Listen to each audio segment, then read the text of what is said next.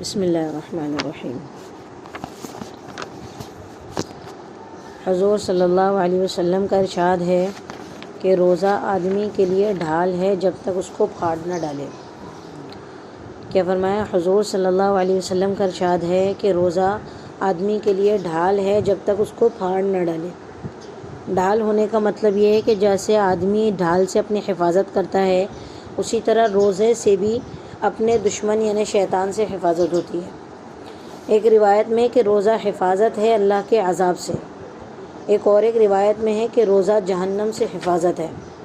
ایک روایت میں وارد ہوا ہے کہ کسی نے عرض کیا، اے اللہ کے رسول صلی اللہ علیہ وسلم، روزہ کس چیز سے پھٹ جاتا ہے؟ حضور صلی اللہ علیہ وسلم نے فرمایا، جھوٹ سے اور غیبت سے۔ اب روزے کے اندر ان امور کے بچنے کی تاکید آئی ہے۔ ہمارے یہاں تو روزہ کاٹنے کا مشغلہ یہ ہوتا ہے کہ باتیں کرنا شروع کرو کہ ٹائم پاس ہو جائے، ٹائم کٹ جائے۔ لیکن ان حضرات کے نزدیک جیسے کھانا پینا سے روزہ ٹوٹ جاتا تھا، ویسے ان سب چیزوں سے بھی روزہ ٹوٹ جاتا تھا۔ حالانکہ یہ شرعی حکم نہیں ہے کہ جھوٹ اور غیبت سے روزہ ٹوٹ جائے گا، یہ شرعی حکم نہیں ہے، لیکن روزے کے برکت چلی جائے گی یہ سب کو پتہ ہے، یہ تو نارمل بات ہے۔ مشائخ نے روزے کے آداب میں 6 امور تحریر فرمائے ہیں۔ کتنے فرمائے؟ 6۔ روزے دار کو ان کا اہتمام کرنا چاہیے۔ اول، نگاہ کی حفاظت، کہ بے محل کسی جگہ پر نگاہ نہ پڑے، بیوی پر بھی شہوت کی نگاہ نہ پڑے۔ پھر اجنبی کا کیا ذکر ہے؟ نبی کریم صلی اللہ علیہ وسلم کا ارشاد ہے کہ نگاہ یعنی بدنگاہی ابلیس کے تیروں میں سے ایک تیر ہے۔ جو شخص اس سے اللہ کے خوف کی وجہ سے بچ رہے، اللہ تعالیٰ اس کو ایسا نور ایمانی عطا فرماتے ہیں جس کی حلاوت اور لذت قلب میں محسوس کرتا رہے گا۔ صوفیہ نے لکھا ہے کہ بے محل یعنی اپنی نگاہ کو ادھر ادھر کرنا، بے محل، اس کا کیا مطلب ہے؟ یعنی ہر اس چیز کا دیکھنا جو اللہ تعالیٰ کی طرف سے ہمارے دل کو ہٹا دے، تو وہ بے محل ہے۔ یعنی بندہ انہی چیزوں کو دیکھے جو اللہ کی طرف متوجہ کرے، باقی سب بے محل ہے۔ دوسری چیز ہے کہ روزے دار کو زبان کی حفاظت کرنی ہے، جھوٹ سے، چغل خوری سے، لغو باتوں سے، غیبت سے، بدگوئی سے، جھگڑے سے، ان سب چیزوں سے زبان کی حفاظت کرنی ہے۔ یہ تمام چیزیں روزے کے باطنی امور ہے۔ دیکھو ظاہری تو ہم لوگ بچتے ہیں، کھانے سے، پینے سے، بھائی آنکھ میں ڈراپ ڈالوں کہ نہیں ڈالوں، کان میں ڈالوں کہ نہیں ڈالوں، ناک میں اسٹیم لوں کہ نہیں لوں، تو یہ جو چیزیں ہماری ہوتی ہے یہ ظاہری چیزیں ہوتی ہیں، روزے کے ظاہری احکام ہیں۔ اب یہ جو ہے نا، یہ روزے کے باطنی احکام ہیں، یہ دکھتا نہیں ہے کہ روزے میں جھوٹ کری کہ نہیں کری، غیبت کری کہ نہیں کری، یہ دکھنے والی چیز نہیں ہے، لیکن یہ پریکٹیکل چیز ہے۔ اس سے روزہ فاسد ہو جاتا ہے۔ کون سا روزہ؟ جو حقیقی اس کی برکت ہوتی ہے نا، وہ ٹوٹ جاتا ہے، وہ فاسد ہو جاتی ہے، برکتیں ختم ہو جاتی ہے۔ روزہ ظاہری فاسد کس سے ہوتا ہے؟ منہ میں کوئی چیز کھا لی ہے، دانت کی چیز حلق سے اتار دی ہے، تو یہ روزہ فاسد ہو جاتا ہے۔ لیکن ان چیزوں سے روزہ دکھتا نہیں ٹوٹا ہوا، ہم کو سب کو پتہ ہے کہ روزہ نہیں ٹوٹے گا، لیکن روزے کی برکت ختم ہو جاتی ہے۔ اگر کوئی فحش بات کہے یعنی جھگڑا وغیرہ کرے تو دوسرا بندہ یہ کہہ دے کہ میرا روزہ ہے۔ اگر وہ بیوقوف نہ سمجھ ہو تو پھر اپنے دل میں سمجھا دے کہ تیرا روزہ ہے، خاموش ہو جا، تیرا روزہ ہے۔ ایسی لغویات کا جواب دینا مناسب نہیں ہے اور بہت احتیاط کرنا چاہیے۔ نبی کریم صلی اللہ علیہ وسلم کے زمانے میں 2 عورتوں نے روزہ رکھا۔ روزے میں اس شدت سے بھوک لگی کہ ناقابل برداشت بن گئی، ہلاکت کے قریب پہنچ گئی۔ نبی کریم صلی اللہ علیہ وسلم نے، نبی کے صحابہ نے حضور صلی اللہ علیہ وسلم سے دریافت کیا تو حضور نے ایک پیالہ بھیجا اور الٹی کرنے کا حکم فرمایا۔ اب یہ حضور کا معجزہ تھا کہ گوشت کے ٹکڑے اور تازہ کھیا ہوا خون نکلا، جبکہ ہم کھانا کھاتے تو خون نہیں کھاتے ہیں، لیکن اللہ تعالیٰ نے معجزہ ظاہر فرمایا۔ تو آپ نے فرمایا کہ حلال روزی سے تو روزہ رکھا، لیکن حرام چیزوں کو کھایا، لوگوں کی غیبت وغیرہ کی ہے۔ اس طرح کا اور بھی گناہوں کا حال ہے، صرف جھوٹ غیبت کا نہیں، تمام گناہوں کا حال ہے۔ کہ روزہ اکثر متقی لوگوں پر اثر نہیں کرتا، فاسق لوگوں کی حالت بری ہو جاتی ہے۔ لیکن اب ایسا معاملہ ہے نا کہ سردیوں میں اب آئے گا رمضان، اب سے تو پورے 20 سال 10 سال چلے گئے سردیوں میں، یہ اس کے 3 مہینے 4 مہینے سردی کے چلیں گے، پھر بارش کے 4 مہینے چلیں گے، پھر گرمی کا موسم آئے گا، تو ہم کو روزہ تو لگنے والا نہیں ہے، تو بولے پیٹ بھر بھر کے غیبت کرو، کیونکہ ہم فاسق تو ہے نہیں کہ ہم کو روزہ لگے گا۔ دیکھو روزہ جو ہے نا ظاہری طور پر لگنے کو نام نہیں ہے، ظاہری طور پر بھوک پیاس لگنے کا نام روزہ نہیں ہے کہ بھائی میرے کو روزے کے اندر بھوک پیاس لگی تو میرا روزہ ہے، میرے کو بھوک پیاس نہیں لگ رہی تو میرا روزہ نہیں ہے، ایسا نہیں ہوتا ہے۔ روزہ اصل ہے نا اللہ کے حکم کو ماننے کا نام ہے، کہ جو بندہ روزے کے اندر اللہ کے حکم کو مانا وہ روزے دار ہے، جس نے حکم نہیں مانا وہ روزہ رکھ کر بھی غیر روزے دار ہے، اس کی جو اصل برکت ہے وہ اس کو نہیں ملی ہے۔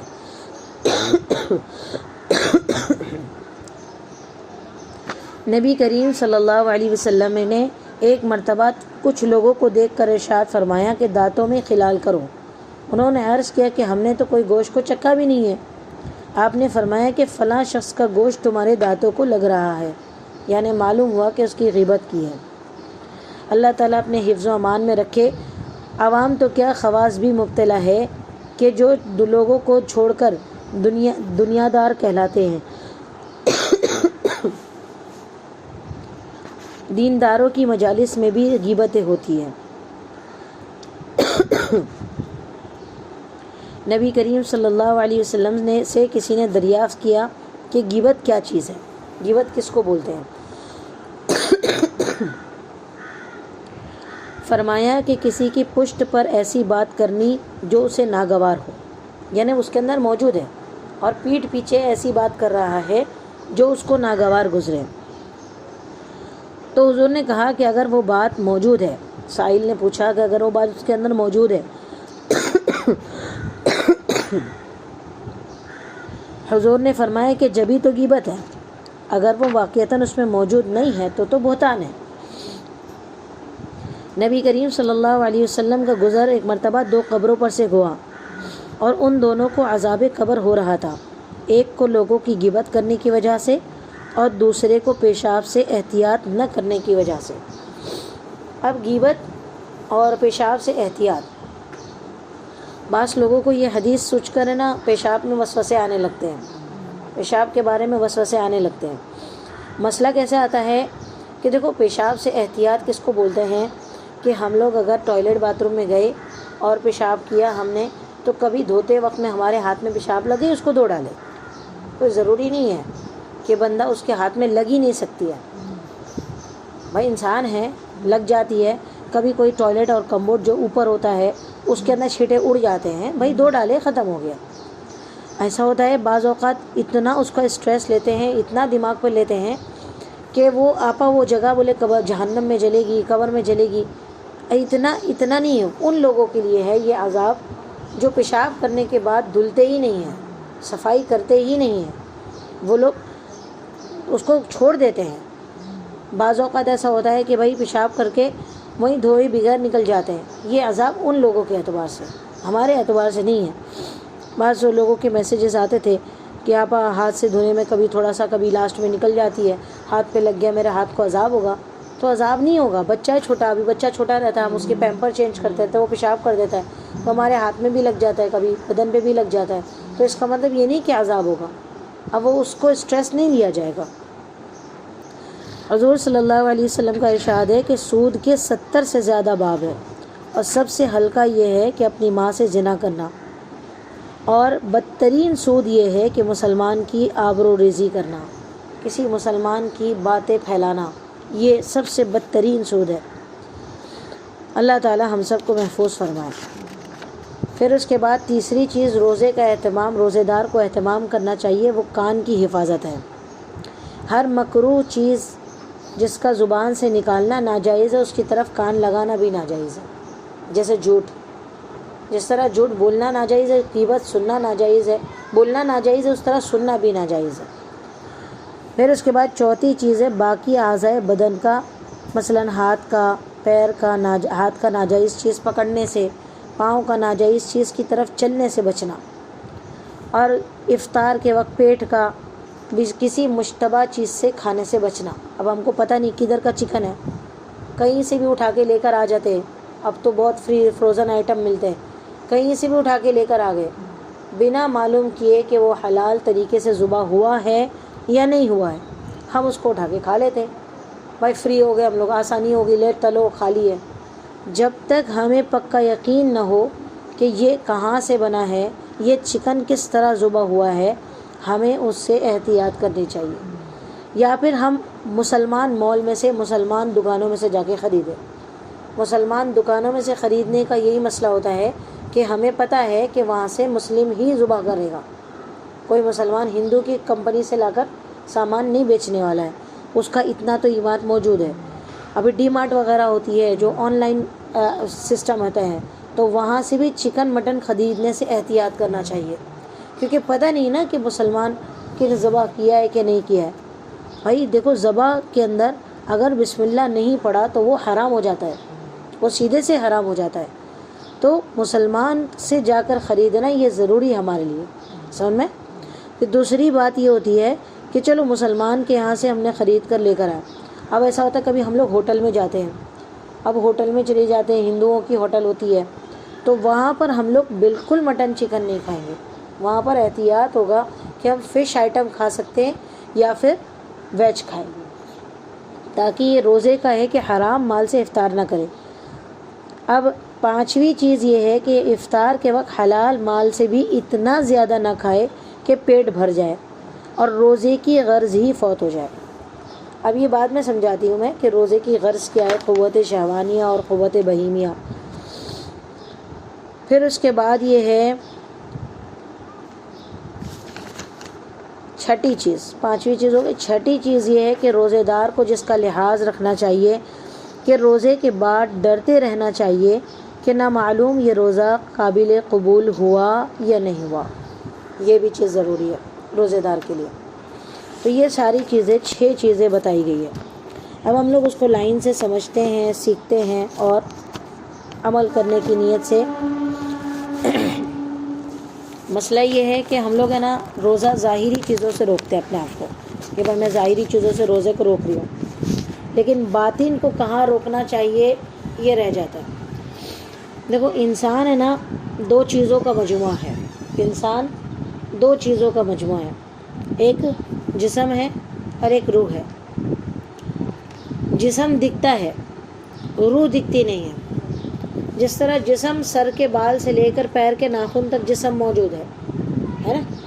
اب اگر ہم لوگوں کو سوئی اندر ڈالیں گے نا تو یہ جو اوپر کی اسکن ہے نا یہ جسم ہے، اس کے اندر سوئی جائے گی تو ہم کو محسوس ہوتا ہے کیونکہ روح اوپر موجود ہے، اسکن پر روح موجود ہے. ہمارے ناخن آگے بڑھ گئے نا تو یہ جو بڑے ہوئے ناخن ہے نا اس میں سے روح نکل چکی ہے، تب ہم لوگ کاٹ دیتے اس کو. لیکن ذرا سا اندر جا کے کاٹ دو نا چیخ نکل جاتی ہے. کیوں؟ کیونکہ وہاں روح موجود ہے. سمجھ میں؟ اللہ تعالیٰ نے انسان کو 2 چیزوں کا مجموعہ بنا کے بھیجا ہے، ایک جسم ہے اور ایک روح ہے. اب ہم لوگوں کے بال ہے، بال کو ہم نیچے سے کاٹ لیے، فیشن کے طور پہ کاٹنا منع ہے. کبھی بائی چانس ایسا ہے کہ بال 2 منہ والے بال ہوتے تو 1 انچ کاٹنا جائز ہے. اب ہم نے نیچے سے کاٹے تو درد ہوا؟ نہیں ہوا ہے نا، درد ہوا نہیں ہوا. اور اگر کوئی ہمارے بال پکڑ کے ایک بال بھی گھسیٹے تو درد ہوگا نا. کیوں؟ کیونکہ وہ جو جڑ ہے نا اس میں روح موجود ہے. ہمارے جسم کے سر سے لے کر پیر کے ناخن تک روح موجود ہوتی ہے. سمجھ میں؟ اللہ تعالیٰ نے روح بنا کر رکھی ہے، ایک جسم دیا ہے، ایک روح دیا ہے. اب جسم ماں کے پیٹ میں ٹھیک ہوتا ہے، ماں کے پیٹ میں جسم ٹھیک ہوتا ہے. ماں کے پیٹ سے اگر کوئی جسم کا عیب لے کر دنیا میں آئے، ماں کے پیٹ سے کسی کو آنکھ کی تکلیف ہو، ماں کے پیٹ سے ہی کسی کو کڈنی کی تکلیف ہو، ماں کے پیٹ سے ہی کسی کو لیور کی تکلیف ہو، اس کو دنیا کا پیٹ سدھار نہیں سکتا ہے. سدھار سکتا ہے؟ نہیں سدھار سکتا. دوا علاج کرا سکتے ہیں لیکن نیا بنا نہیں سکتے. دوا علاج چلتا ہے اس کو ٹیمپریری سہارا دے کے آگے بڑھایا جاتا ہے نا. جیسے کسی کے دل میں سوراخ ہوتے وہ آپریشن سے سدھر جاتا ہے، لیکن اس بندے کو احتیاط رکھا جاتا ہے، ہر چیز میں اس کو احتیاط ہے. وہ باکسنگ نہیں کھیل سکتا ہے، کھیل سکتا ہے وہ نہیں کھیل سکتا کیونکہ جو چیز ماں کے پیٹ سے خراب آئی ہے نا اس کو دنیا کا پیٹ سدھار نہیں سکتا ہے. اسی طرح روح، یہ جسم بننے کا ٹائم ماں کا پیٹ ہے. اس لیے بولتے ہیں کہ جب ماں کے پیٹ میں بچہ ہو تو ماں کو دوائیاں برابر لینی چاہیے. ہمارے کھانے پینے میں اتنی طاقت نہیں ہے، ہمیں دوائیاں برابر لینی چاہیے. وہ فولک ایسڈ کی دوائیاں ہیں، آئرن ہے، کیلشیم ہے، یہ برابر لینی چاہیے. اس سے بچے کا جسم برابر بنتا ہے. پھر بعد میں بچہ پیدا ہوتا ہے، پھر ماں پریشان ہوتی ہے کہ اس کو آئرن کم ہے، کیلشیم کم ہے، فلانا ہے، ایسا ہے ویسا ہے. یہ ماں کا پیٹ ہے. ماں کے پیٹ میں بالکل احتیاط کرنی ہوگی. ہر ماں کو اپنے بچے کا خیال رکھنا چاہیے. اس میں ہوا میں اڑا دیں گے کہ بھائی یہ تو بچہ ہے، اللہ تعالیٰ بناتے، اللہ تعالیٰ بنائیں گے. نہیں، ہمیں اللہ پاک نے دیا نا. اگر اللہ تعالیٰ کو خود ہی بنا کے بھیجنا تو ڈائریکٹ 9 مہینے کا بچہ پیٹ میں اللہ ڈالتے اور دے دیتے کہ بھائی آپ کو کچھ کھانا پینا. 9 مہینے ہم کو کیوں دیے کہ تم کھانے پینے میں احتیاط کرو، تم چلنے پھرنے میں احتیاط کرو، تم اس بچے کی حفاظت کرو، اندر ہم بنائیں گے. سن میں تو 2 چیزیں اللہ تعالیٰ نے انسان کو دی ہے. ایک ہے ماں کا پیٹ جسم ہے جو ماں کے پیٹ میں بنتا ہے. ایک ہوتی ہے روح، وہ دنیا کے پیٹ میں بنے گی. اللہ تعالیٰ نے دنیا میں بھیجا، ہم کو روح لے کر بھیجا ہے. اچھا، دنیا میں جو آئیں گے وہ ہم لوگ جسم سے محنت کریں گے. ہم لوگ کو چلنا ہے تو پیر سے چلیں گے، پکڑنا ہے تو ہاتھ سے پکڑیں گے. جسم سے محنت ہوتی ہے. قبر میں جائیں گے تو روح پر محنت ہوگی. وہاں جسم کچھ کام نہیں آنے والا. سمجھ میں؟ روح چاہیے وہاں پر. اصل جو ہم لوگ آئے تھے دنیا سے روح لے کر اور جسم لے کر جائیں گے تو جسم قبر میں ختم ہو جائے، روح آگے جائے گی. سمجھ میں؟ روح آگے جائے گی. عالم ارواح میں، عالم برزخ کے اندر یہ سب روح کا سسٹم ہے. سمجھ میں؟ جسم بننے کا ٹائم ماں کا پیٹ ہے، روح بننے کا ٹائم دنیا کا پیٹ ہے. اب اگر کوئی بندہ دنیا کے پیٹ کے اندر اپنی روح بنا کر نہیں گیا، اپنی روح بنا کر نہیں گیا تو قبر کے پیٹ میں اس کی کوئی ترتیب نہیں بن سکتی ہے. خالی کوڑے پڑ سکتے ہیں، مار پڑ سکتی ہے نا. قبر کے اندر مار پڑے گی. جیسے دیکھو غیبت کی ہے، غیبت سے قبر کا عذاب ہو رہا ہے، اس کا اتنا عذاب اس کو کنٹینیو کیا جائے گا اور پھر جا کے وہ آخرت کے پیٹ میں داخل ہوگا. سمجھ میں؟ تو یہ سسٹم اللہ تعالیٰ نے بنایا کہ ماں کے پیٹ سے جو کمی ہے وہ دنیا کا پیٹ پورا نہیں کر سکتی. اور اگر روح کے اندر کوئی کمی رہ گئی موت کے وقت جانے سے پہلے تو قبر کا پیٹ اس کو سدھار نہیں سکتا، وہاں عذاب ہی ہونے والا. اب آتے ہیں ہم لوگ اصل مسئلے میں. یہ سمجھانے اس لیے بتا رہے تھے. ہم لوگ روزہ رکھتے ہیں، روزے میں ہم لوگ جسم پر محنت کرتے ہیں، ہے نا. جسم پر محنت کرتے ہیں. کیسے محنت کرتے ہیں جسم پر؟ آنکھ میں دوا ڈالنے سے روزہ نہیں ٹوٹے گا کیونکہ وہ پیٹ میں نہیں جاتا. وہ دوا حلق میں محسوس ہوتی ہے لیکن وہ پیٹ میں نہیں جاتی ہے. سمجھ میں؟ ورنہ انسان کھانا بھی آنکھ سے ہی کھائے. بھائی بار بار شہد ڈال دے، پیٹ میں جا رہا ہے تو جائے نا. ڈال سکتے؟ نہیں ڈال سکتے کیونکہ آنکھ کی جو دوا ہے نا وہ نسوں کے سسٹم سے خالی حلق میں محسوس ہوتی ہے، پیٹ میں نہیں جاتی ہے.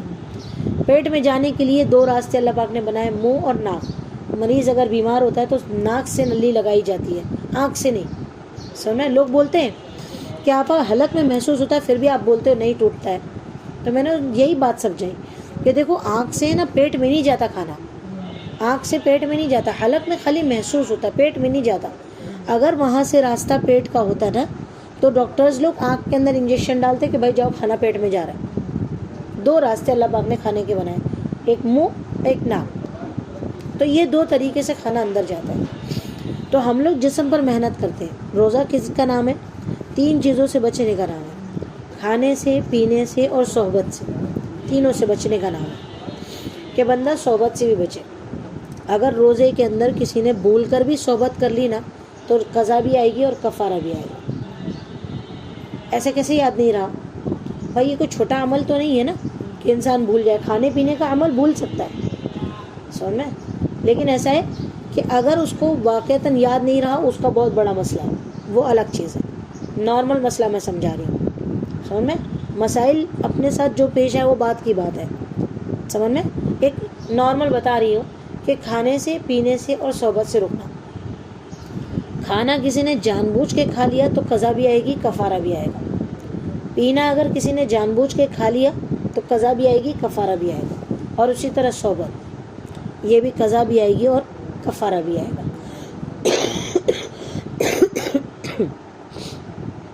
اب آتے ہیں یہ ظاہری بدن ہے نا، ظاہری بدن کا ہم دھیان رکھتے ہیں. ناک سے ہم لوگ کوئی چیز نہیں ڈالتے، اسٹیم لینا منع ہے. کان سے احتیاط کرنی ہے کہ دوائی نہیں ڈالنا چاہیے، کیونکہ کبھی اگر کان سے راستے سے پہنچ گیا تو پھر روزہ فاسد ہو جاتا ہے.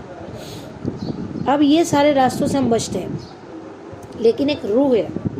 میں نے بولی نا جسم کے دو حصے اللہ پاک نے بنائے، ایک بدن ہے اور ایک روح ہے.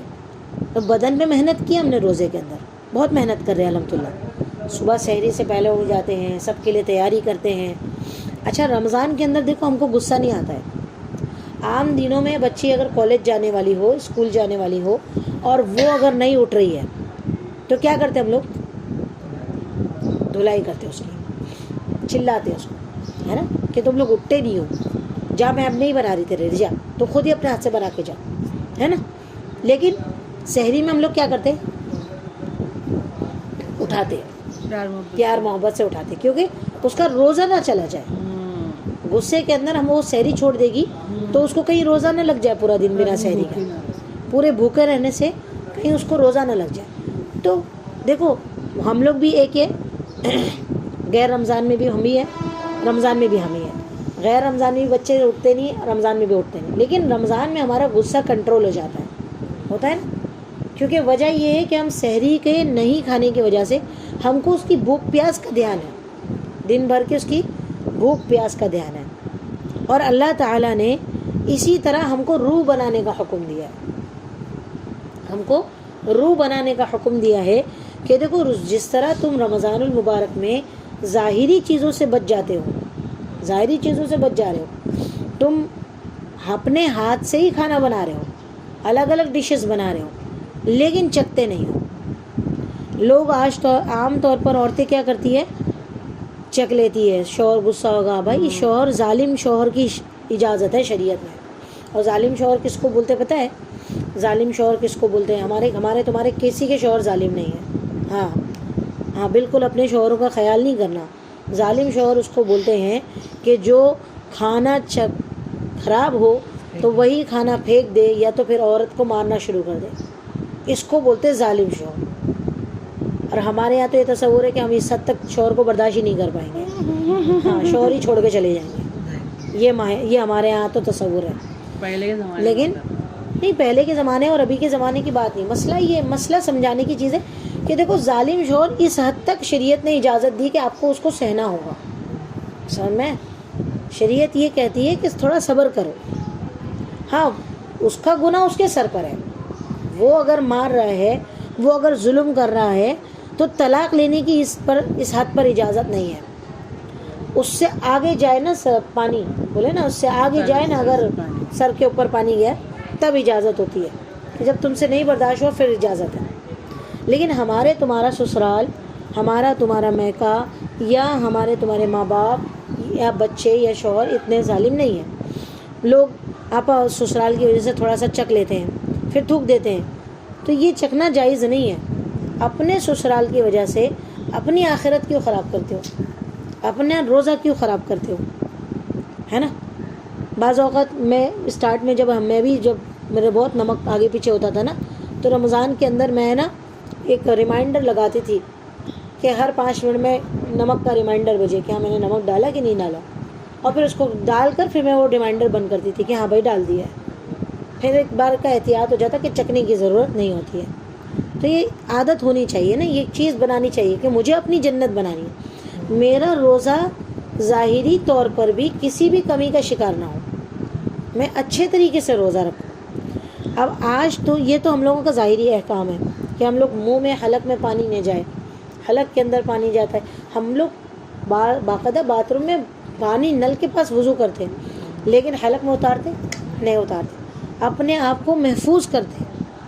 تو یہ روزے کے جس طرح ہم ظاہری جسم کو بنا رہے ہیں، روزے کے ظاہری احکام کو دیکھ رہے ہیں، اسی طرح ضروری ہے کہ بندہ روزے کے باطنی احکام کو بھی دیکھے، روزے کے اندر بننے کی مشق کرے. اب ایک چیز سمجھو، اللہ تعالیٰ نے قرآن مجید میں کیا فرمایا؟ کتب علیکم الصیام کما کتب علی الذین من قبلکم، تمہارے پر روزے فرض کیے گئے جیسے کہ پہلے کو بھی تھے، لیکن کس وجہ سے؟ لعلکم تتقون، تاکہ تم کیا اختیار کر سکو؟ تقوی اختیار سے.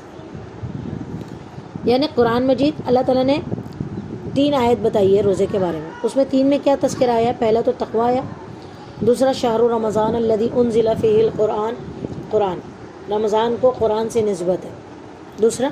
پھر تیسری آیت بیچ میں آتی وَإِذَا سَأَلَكَ عِبَادِي عَنِّي فَإِنِّي قَرِيب، کہ اگر بندے میرے سے بارے میں سوال کرتے ہیں نا تو میرے سے خود دعا مانگے بندے، میں دعا قبول کرتا ہوں. یعنی رمضان میں تقوی، تلاوت اور دعا، یہ تینوں چیز ضروری ہے. یہ قرآن کی وجہ سے قرآن کے اندر یہ 3 کا تذکرہ ہے. حدیث میں کیا ہے؟ حدیث میں آتا ہے کہ حضور صلی اللہ علیہ وسلم رمضان میں تلاوت کا دور کرتے تھے، ہے نا، تلاوت بہت زیادہ کرتے تھے. دوسرا یہ آتا ہے کہ حضور سخاوت بہت کرتے تھے، بہت سخاوت کرتے تھے.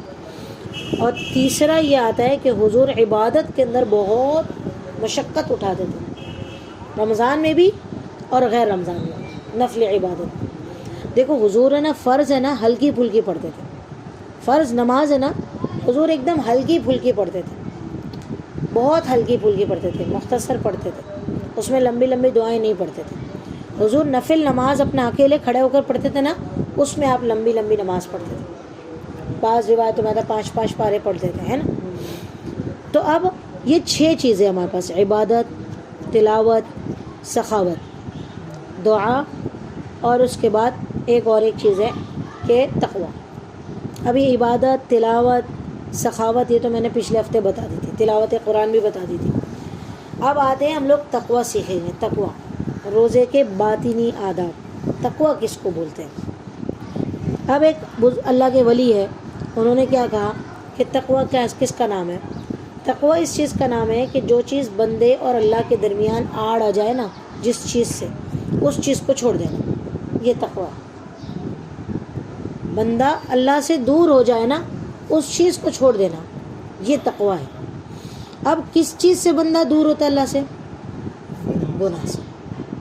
دیکھو نیکی ہم لوگ اتنی کرتے ہیں نا، الحمدللہ ابھی رمضان میں ہم فل اسپیڈ میں نیکی کر رہے ہیں، ہم محنت کرے جا رہے ہیں، ذکر بھی کر رہے ہیں، تلاوت بھی کر رہے ہیں، تھوڑا سو بھی رہے ہیں، تھوڑا جاگ بھی رہے ہیں، لوگوں کو جگا بھی رہے ہیں، سنتوں کا بے اہتمام کر رہے ہیں، دعائیں بھی روزانہ کی ایک یاد کر رہے ہیں. یاد کر رہے کہ نہیں یاد کر رہے نہیں پتہ، لیکن میں تو بھیج رہی ہوں. ہاں اب یاد ہو رہی ہے تو خوش نصیب ہے، نہیں ہو رہی ہے تو اس کو سنبھال کے رکھو، بعد میں یاد کرنے کی محنت کرو، جتنی 2 دن میں ایک یاد کر لو، لیکن یاد کرو، کوشش کرو.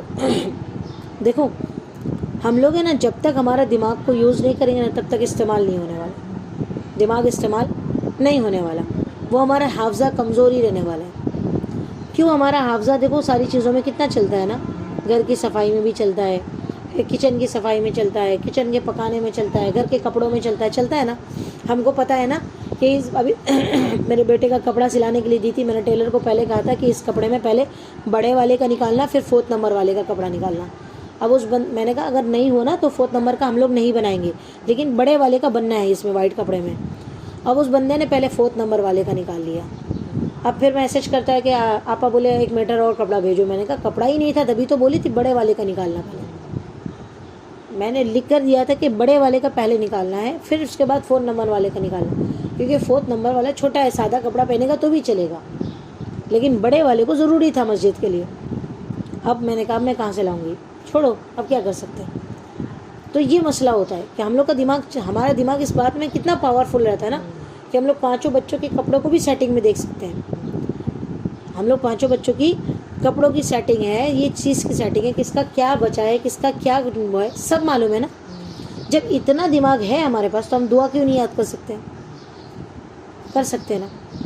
لیکن مسئلہ یہ ہم کو کرنا نہیں ہے. ہم لوگ اب اس معاملے کے اندر ہے نا حقیر فقیر بنے بیٹھے رہتے. اللہ پاک میرے پاس اتنا دماغ نہیں ہے کہ میں قرآن یاد کروں، اللہ پاک میرے پاس اتنا دماغ نہیں، میرے سے دعائیں یاد نہیں ہوتی ہے. یہ رونا دھونا لگا ہوا رہتا ہے دین کے بارے میں، دنیا کے بارے میں نہیں لگا ہوا رہتا ہے. ہم کو برابر پتہ ہے کہ شوہر نے اس مہینے کتنا دیے تھے پیسہ اور اتنا ادھاری ان کے اوپر باقی ہے، برابر. بھولے کبھی نہیں بھولتے. تو پھر ہمارے پاس حافظے کا رونا تو رونا غلط ہے نا. تو جسم ہم لوگ بنا رہے، روزے کا جسم ہم بنا رہے، ظاہری چیزیں ہم محنت کر رہے ہیں. باطن میں تقوی یہ ہے کہ بندہ اس چیز کو چھوڑ دے جو اللہ اور اس کو بندے کے درمیان آڑ پیدا کرے، اس کو چھوڑ دے. دیکھو بہت محنت کی ہے بڑے علماء نے، ہمارے صحابہ نے، صحابیات نے بہت محنت کی تقویٰ حاصل کرنے کے لیے، یعنی گناہ کو چھوڑنا، گناہوں کو چھوڑنے کی محنت کرنا۔ اب گناہ چھوڑنے کے لیے نا 3 چیزیں ہوتی ہے، 3 طریقے بتائے کہ اپنی اصلاح بندہ کیسے کرے۔ اس کے 3 طریقے ہوتے ہیں۔ ایک تو شیخ کی صحبت میں چلے جائے، بڑے اللہ والوں کی صحبت میں جائے، اس کو جا کے بتائے، اپنی ساری چیزیں لکھ کر دے اور حل کرائے۔ یہ تو ہمارے پاس آپشن نہیں ہے کہ ہم لوگ اللہ والوں کے یہاں جا نہیں سکتے، ہمارے شوہر لوگ اتنے دیندار نہیں ہیں کہ ہم اللہ والوں کے یہاں جائیں گے اور اپنی اصلاح کرائیں گے، ٹھیک ہے، یہ تو اپنے پاس آپشن نہیں ہے۔ دوسرا آپشن ہے کہ اللہ کا ذکر خوب کثرت سے کرے، اللہ کا ذکر خوب کثرت سے کرے۔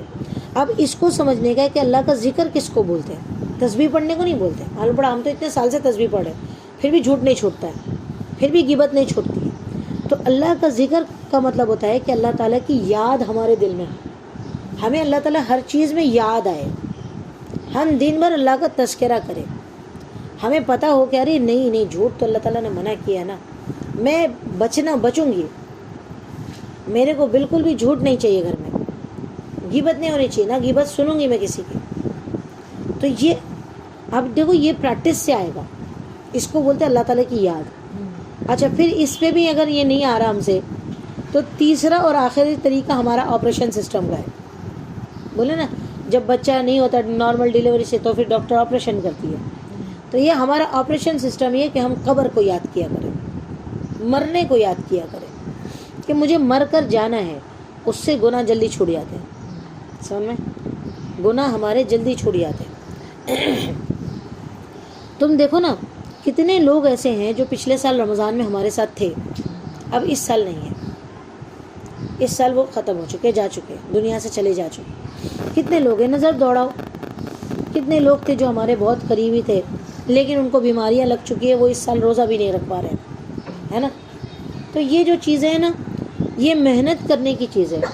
اگر بندہ محنت کرے گا تو گناہ چھوٹے گا، محنت نہیں کرے گا تو گناہ نہیں چھوٹنے والے، تقویٰ نہیں حاصل ہوگا۔ اب تقویٰ گناہ چھوڑنے کا نام ہے۔ اب گناہ کس کو بولتے ہیں، کون کون سے گناہ ہیں؟ ابھی ہم لوگوں نے پڑھے نا، روزے دار کو اہتمام کرنا چاہیے۔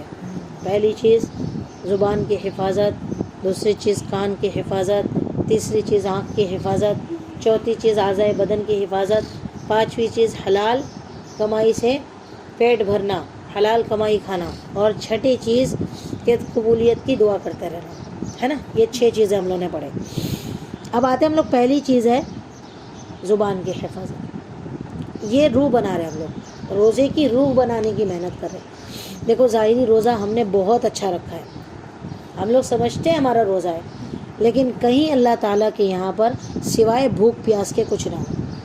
حدیث میں آتا ہے کہ رب قارئ للقرآن، کچھ قرآن پڑھنے والے ایسے ہیں کہ قرآن ان کو لعنت کرتا ہے، کچھ رات جاگنے والے ایسے ہیں کہ ان کو صرف جاگنے ملا، ثواب کچھ نہیں حاصل ہوا۔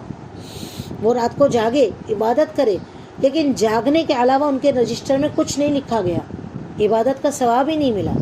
اور ایک حدیث آتی رب صائم، کچھ روزے دار ایسے ہیں جن کو بھوک پیاس کے علاوہ کچھ نہیں ملا، ان کو اللہ تعالیٰ نے لکھا کہ روزہ رکھا ہے، فرض ادا ہو گیا اس کا، لیکن ثواب اس کو نہیں ملے گا۔ اب یہ ثواب نہیں ملنے کی وجہ، گناہ نہیں چھوڑے، گناہ ویسے ہی کر رہا ہے۔ اب گناہ کے اندر پہلی چیز زبان آتی ہے، اس کو روکنا بہت ضروری ہے، زبان روکنا۔ اب دیکھو بدنہ کیا ہوتا ہے، ہم لوگ شیر کی تصویر سے بھاگتے نہیں بھاگتے، اور اگر ہم لوگوں کو خالی شیر کی خبر مل جائے، شیر تو بہت دور کی بات ہے، ہم کو خالی کاکروچ کی خبر مل جائے جس سے ہم ڈرتے ہیں تو بھاگتے ہیں نا، ڈرتے ہیں نا، ہم لوگ سوچتے کہ کہیں وہ میرے اوپر آ کر نہیں بیٹھ جائے، ہے نا، ڈرتے، جبکہ وہ نقصان نہیں پہنچاتا، گناہ اس سے زیادہ نقصان پہنچاتا ہے۔ ہم جس چیز سے ڈرتے ہیں اس سے بھاگتے ہیں، ہم اس کو پنگا نہیں لیتے، اس سے پنگا لیتے لا بھائی کھیلتے طرح سے، کچھ لوگ کھیلتے ہیں، جو ڈرتے نہیں تو کھیلتے۔ تو مسئلہ کیا آتا ہے کہ زبان جو ہے نا، زبان، اس کے گناہ سے بچا جائے، بھاگا جائے، دور ہویا جائے۔ اگر کسی نے بتا دیا کہ بھائی یہ جو ہے نا وائر ہے نا، شاید اس میں کرنٹ ہے، کھلا ہوا تو ہے، شاید کرنٹ ہے، تو کیا چیک کریں گے؟ نہیں، بھاگیں گے نا بھائی، بھروسہ نہیں، جان بہت پیاری ہے.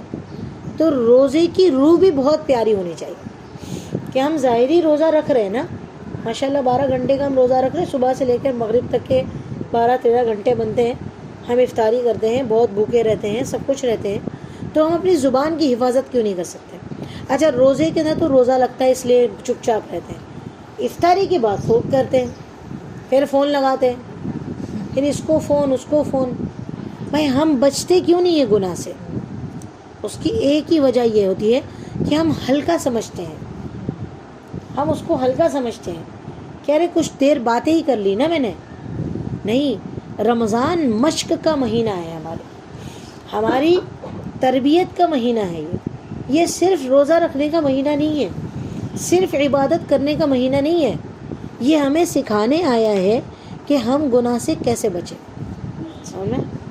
اللہ تعالیٰ بتاتے ہیں کہ دیکھو تم ظاہری چیزوں سے بچ سکتے ہو تو باطنی گناہ سے کیوں نہیں بچ سکتے ہو؟ جو چیز حلال ہے، تمہیں پیاس لگ رہی ہے، ابھی حلق سوکھ رہا ہے، پیاس لگ رہی ہے، پر پانی پیئیں گے؟ نہیں پیئیں گے نا. تو جب تم اتنا اپنے آپ پر قابو کر سکتے ہو تو اپنے گناہ پر قابو کیوں نہیں کر سکتے ہو؟ یہ مشق کا مہینہ ہے، یہ تربیت کا مہینہ ہے، یہ ایسی گزار دینے کا مہینہ نہیں ہے. لوگوں نے کہا چاند رات ہو گئی، رمضان کے روزے سٹارٹ ہو گئے، 8 روزے ہو گئے، اب اگلے ہفتے بولیں گے 16 ہو گئے، پھر اس کے بعد بولیں گے جانے آیا، چاند رات آئی، عید آئی، ختم ہو گیا رمضان. یہ وہ مہینہ نہیں ہے کہ جو آیا اور چلا گیا، یہ مشق کا مہینہ ہے. اس میں کچھ حاصل کرنا ہے، ہمارے کو سیکھنا ہے، محنت کرنی ہے. تو زبان کے گناہ سے بچے، زبان کے گناہ. اس کے بعد آنکھ کا گناہ، بد نگاہی، آنکھ کا گناہ. 2 گناہ ایسے ہیں، علماء فرماتے ہیں 2 گناہ ایسے ہیں جو انسان کی زندگی برباد کر دیتا ہے.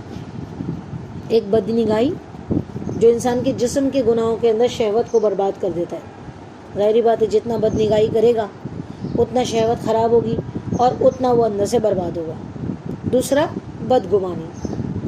بدگمانی وہ گناہ ہے جو اس انسان کے رشتوں کو خراب کر دیتی ہے، پورے رشتہ داروں کی دھجیاں اڑ جاتی ہیں. اس کے ساتھ بدگمانی، اس کے ساتھ بدگمانی، اس نے ایسا کیا ہوگا، اس کا فون بزی آ رہا ہے، وہ کسی سے بات کر رہی ہوگی.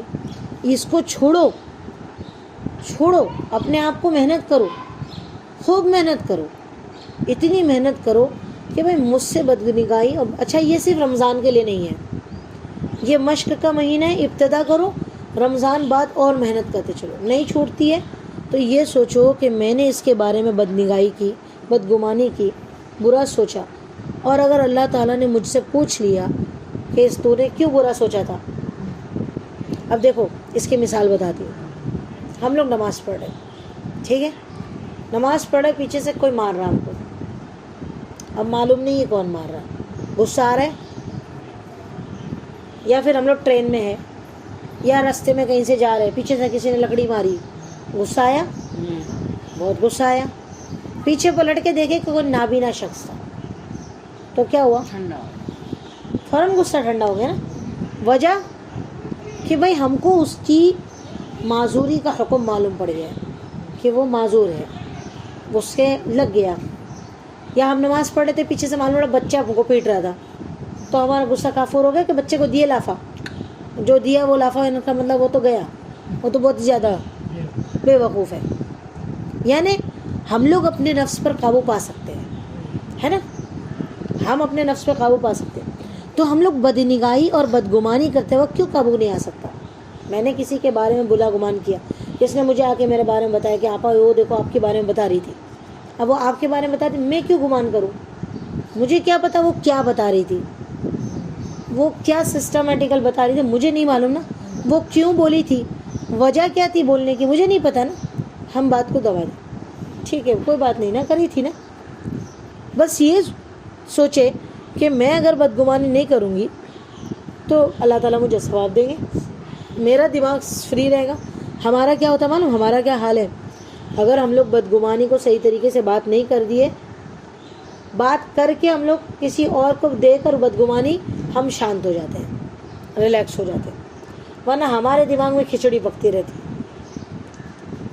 بہن نے یہ بات بولی، کیوں بولی، کیا بولی، کیوں دوسری بہن نے آ کے خبر دی، اس نے تیرے بارے میں یہ بولی. تو جب تک وہ بہن سے نہیں بات کر لیں گے جب تک ہم لوگ پریشان رہتے ہیں، ہے نا. تو ہم لوگ یہ اپنے آپ پر قابو کیوں نہیں پا سکتے؟ جب کھانے پر پی سبا سکتے ہیں، پینے پر پا سکتے ہیں، نیند قربان کر سکتے ہیں، روز کا قرآن سال بھر میں پاؤ پر نہیں پڑھ سکتے تھے، ابھی 5 پارے پڑھ سکتے ہیں، تو یہ چیز پر قابو کیوں نہیں آ رہا؟ یہ مشق لانے کے لیے فرمایا گیا ہے لعلکم تتقون، تم تقوی اختیار کرو، رمضان کے اندر تم گناہوں کو چھوڑنے کی محنت کرو. سمجھ میں؟ یہ رمضان گناہ کو چھوڑنے کے لیے آتا ہے، سمجھ میں؟ اس کے بعد کون سا گناہ؟ ہاتھ پیر کے گناہ، ظلم، برا سلوک، کسی کو بول دینا، تانا دے دینا، گالی دے دینا، بھڑک دینا. لسٹ لکھو، لسٹ، کہ میں نے اتنی غیبت کی تھی، اس کے بارے میں برا بولا تھا، اس کے بارے میں. علامہ شبلی، ہم لوگ کو تو بڑوں سے واسطہ نہیں ہوتا ہے. دراصل مسئلہ یہ ہے ہم بڑوں کے نام بھی پہلی بار سنتے ہیں. علامہ شبلی بہت بڑے بزرگ گزرے ہیں، بہت بڑے بزرگ گزرے. یہ بادشاہ تھے، بادشاہ وقت تھے. دیکھو بادشاہ چھوڑ کر اللہ والا بننا بہت مشکل ہے، سمجھ میں؟ بادشاہ چھوڑ کر اللہ والا بننا ہے نا بہت مشکل ہے. غریبی فقیری میں اللہ والا بننا ہے نا بڑا آسان ہے، بہت آسان ہے. اب انہوں نے بادشاہ چھوڑ کر حضرت جنید بغدادی کی خدمت میں آئے. جنید بغدادی نے کہا کہ تم تو بادشاہ تھے، تم نے تو بہت لوگوں کے ناحق دبائے ہوگے، بڑے کام کیے ہوں گے، تم نے تو بڑے گل کھلائے ہوں گے، میں آپ کو اپنے در پر کیسے رہوں؟ جاؤ سب سے معافی مانگ کر آؤ، جس کا حق دبایا حق دے کر آؤ، جس کا جو بھی کرا نہ دے کر آؤ. علامہ شبلی نعمانی 3 سال تک گلیوں میں پھرتے رہے سب سے معافی مانگنے کے لیے. ہم کر سکتے ہیں؟ ہم سے ہوگا؟ یہ بزرگوں نے، ہم تو سمجھتے ہیں کہ آج کے آج میں آپا کے ساتھ میسیجز پہ بات کر لو اللہ والا بن جاؤں گی، آپا کے ساتھ میرا تعلق ہو گیا ہم اللہ والے بن گئے. اور آپا بھی یہ سمجھتی 100 لوگ 200 لوگ میرا بیان سن لی میں اللہ والی بن گئی. اللہ والا بننا اتنا آسان نہیں ہے. اللہ والا بننے کے لیے بہت پاپڑ بیلنے پڑتے ہیں، بہت محنت کرنی پڑتی ہے. 3 سال تک جب وہ فرسٹ ٹائم گلی میں آئے نا تو کسی نے تھپڑ مارا، کسی نے جوتا پھینک کے مارا، تو نے یہ کیا تھا، کسی نے کہا میری یہ باقی ہے تیرے اوپر، یہ نکلتا ہے. پوری پراپرٹی انہوں نے سب کو بانٹ کر 3 سال کے بعد حضرت جنید بغدادی کی خدمت میں آئے. اور پھر اللہ تعالیٰ نے ان کو وہ مقام عطا فرمایا کہ علامہ شبلی نعمانی بنے ہوئے، بہت بڑے بزرگ بنے. سمجھ میں؟ ابراہیم بن ادھم جو تھے وہ بھی بڑے بزرگ ہیں نا، انہوں نے بھی بادشاہ چھوڑی ہے. اور کچھ لوگوں کو اللہ تعالیٰ خود اپنی طرف بلاتے ہیں، خود اپنی طرف گھسیٹتے ہیں. ابراہیم بن ادھم کا واقعہ، یہ 3 واقعات ہوئے تھے. ایک واقعہ تو یہ ہوا، ایک مرتبہ وہ رات کو سو رہے تھے اور چھت پر کوئی بندہ چل رہا تھا.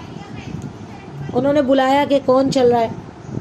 تو وہ بندہ معلوم پڑا کہ بولے میں چھت پہ اونٹ ڈھونڈ رہا ہوں، بادشاہ کے محل کی چھت پر اونٹ ڈھونڈ رہا ہوں. اس نے کہا تیرا دماغ خراب ہے، اونٹ کیا چھت پر ملتا ہے؟ تو اس بندے نے کہا تو کیا اللہ ولایت بولے کیا بستر پہ ملتی ہے؟ یہ پہلا واقعہ ان کے ساتھ میں ہوا، ان کے دل پہ مار لگی.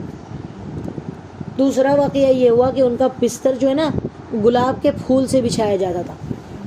گلاب کے پھول ہے نا 50 کلو 60 کلو لائے جاتے تھے اور بستر سجتا تھا اور اس پر وہ روز سوتے تھے. ہاں بتاؤ، ان سب چیزوں کو چھوڑ کر اللہ والے اختیار کیا انہوں نے، وہ اس پر سوتے تھے. ایک مرتبہ جو خادمہ تھی وہ بنا کر خود ہی لیٹ گئی، لیٹی تو نیند آ گئی. اب ابراہیم بن ادھم آئے، دیکھے تو بادشاہ کے بستر پہ لیٹی ہے، اس کو ایک چھڑی مارے. اب وہ پہلے تو نکلی اس کے منہ سے، دوسری بار ہنسنے لگی اور چلی گئی. اب ابراہیم بن ادھم کو بڑا ٹینشن ہوا کہ پہلے تو روئی پھر ہنسی کیوں؟ بلایا اس کو تو پہلے تو روئی تو پھر ہنسی کیوں؟ تو کہا میں یہ سوچنے پر ہنسی کہ جو 1 منٹ اس بستر پہ سوئی اس کو ایک چھڑی پڑی، جو پوری رات سوئے گا تو اس کو کتنی چھڑی پڑے گی.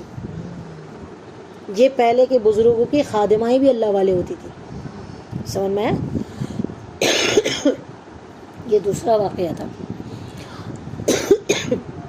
اور تیسرا واقعہ میرے دماغ میں نہیں آ رہا. ہاں تیسرا واقعہ یہ تھا کہ ایک بندہ ان کے محل میں آیا، بنا پوچھے داخل ہو گیا. سیدھا داخل ہوتے دربار تک آ گیا. کہا کیوں آئے ہو؟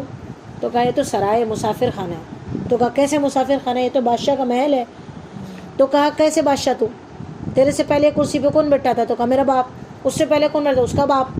اس سے پہلے کون؟ اس کا باپ. تو یہ تو مسافر خانہ ہوا نا، ایک آ رہا دوسرا جا رہا، ایک آ رہا دوسرا جا رہا. بس ان کو دل پہ لگی، انہوں نے سب بادشاہ چھوڑ کر اللہ والی راہ اختیار کر لی. اتنے بڑے بزرگ بنے، اتنے بڑے بزرگ بنے کہ ایک مرتبہ خواب دیکھا. دیکھو ابھی اتنی محنت کر کے اللہ کو پایا انہوں نے. ہاں ہم لوگ چھوڑ چھاڑ کے نہیں جا سکتے، ہم لوگ عورتیں لوگ ہیں، ہم چھوڑ چھاڑ کے بھاگیں گے کدھر بھاگیں گے؟ ہاں کہاں جائیں گے؟ بولیں گے آپا کو، بولیں گے آپا ایک ہوم وومین ہوم بناؤ، بولے سب ہم لوگ آتے وہاں پر رہیں گے. تو ہم لوگ سب نہیں، یہ سب چیزیں ہمارے قابل نہیں ہیں. بتانے کا مقصد تقویٰ تھا ان کا.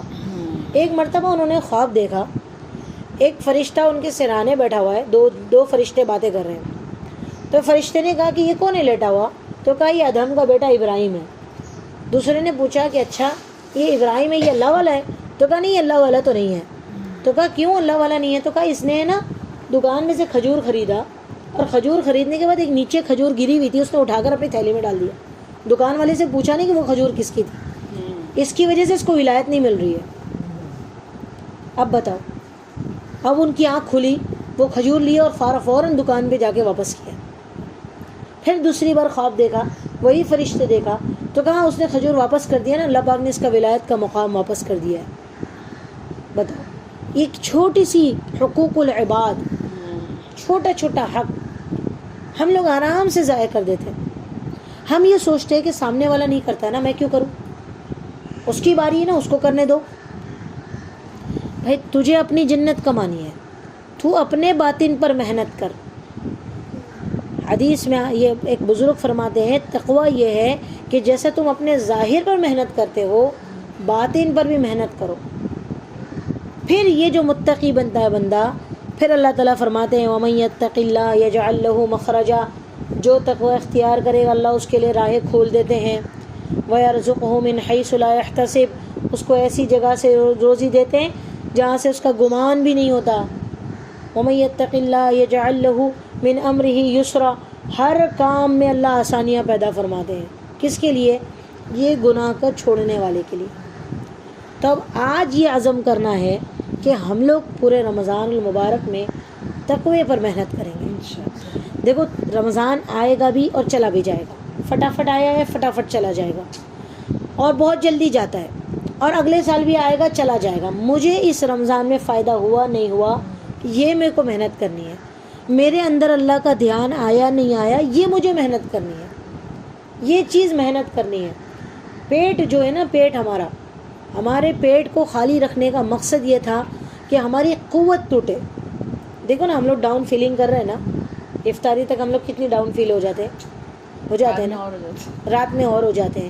کیونکہ ظاہری بات ہے کہ ہم لوگ کھانے والی مخلوق ہے بھائی.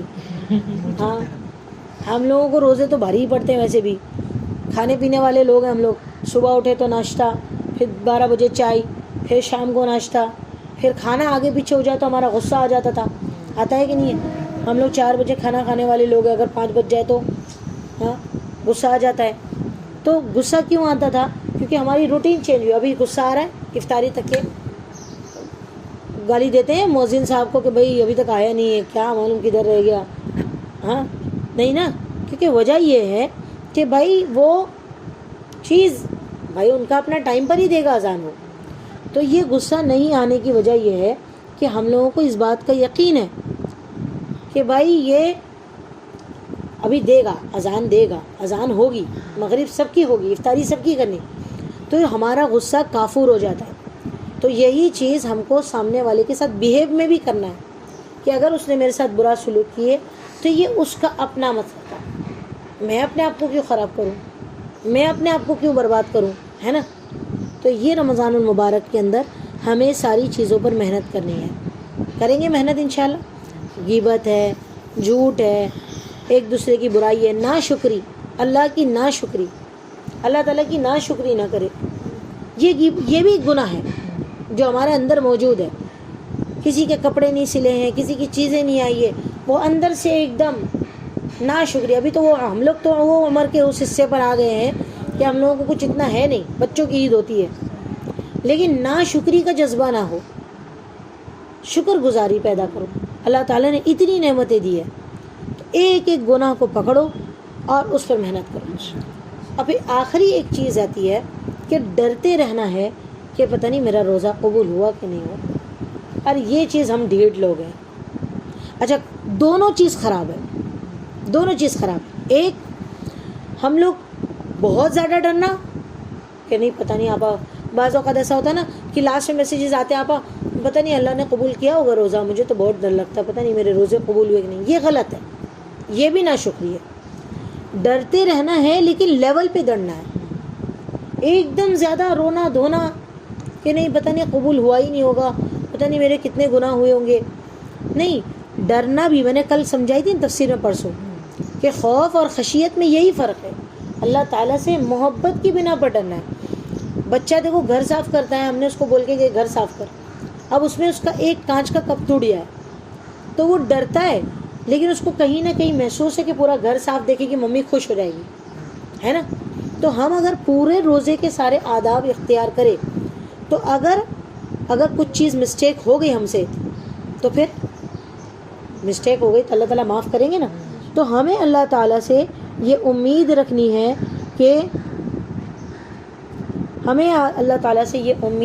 ہے کہ ہمارے اللہ تعالیٰ ہمارے گناہ کو معاف کریں گے اور توبہ کرتے ہوئے ہم روزہ مکمل کریں گے.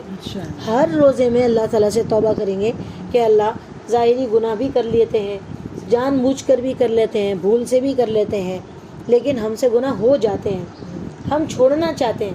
محنت کرو، روزانہ اللہ سے مانگو کہ اللہ مجھے پورا گناہوں سے پاک صاف کرے. اور دیکھو ہمیشہ یاد رکھنا، جس سے اللہ راضی ہوتے ہیں نا اس کو اور گناہ واضح کرتے ہیں. تم دیکھو غور کرنا، تم جیسے ہی جھوٹ بولو گے نا تمہارے کو پھر سے گناہ یاد آ جائے گا، ارے یہ بھی جھوٹ بول دی تھی. یہ اچھی علامت ہے. اللہ تعالیٰ جس سے خوش ہوتے ہیں نا اس کو گناہ واضح کرتے ہیں تاکہ وہ توبہ کرتا چلے جائے. سمجھ میں؟ تو اپنے آپ کو توبہ پر ڈالے، اللہ سے خوب دعا مانگے، ظاہری بھی تقوی اختیار کرے، باطنی بھی تقوی اختیار کریں، ظاہری بھی روزے کے احکام پر چلے اور باطنی بھی روزے احکام پر چلے، تب جا کے ہمارا رمضان اصل رمضان ہوگا. ٹھیک ہے، انشاءاللہ کریں گے کوشش. چلو، سبحان اللہ بحمدہ، سبحانک اللہم وبحمدک، نشہد ان لا الہ الا انت، نستغفرک ونتوب الیک. سبحان ربک رب العزت عما یصفون وسلام علی المرسلین والحمد للہ رب العالمین.